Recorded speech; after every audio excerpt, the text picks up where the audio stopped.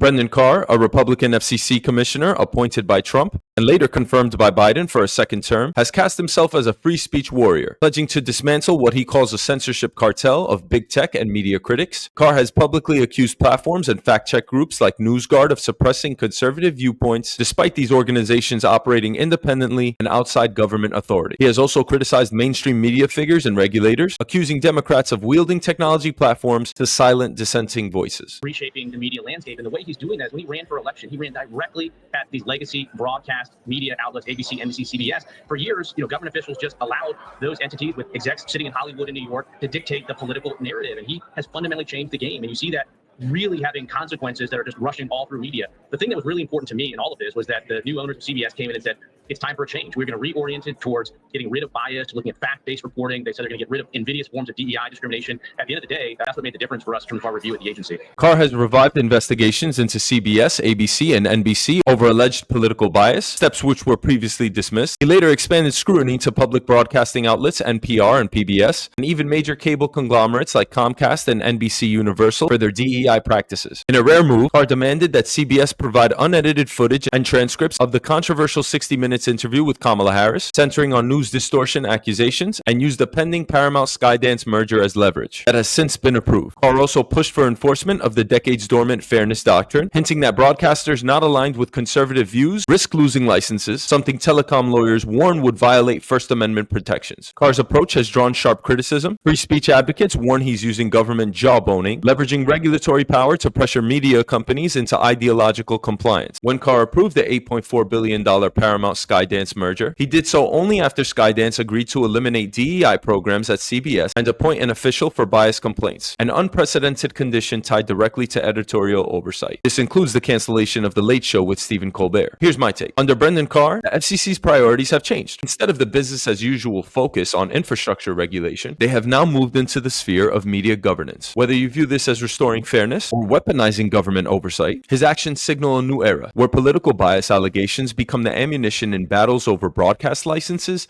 and editorial control. Is the FCC reclaiming its public interest mandate, or are they overstepping First Amendment boundaries? Let me know your thoughts.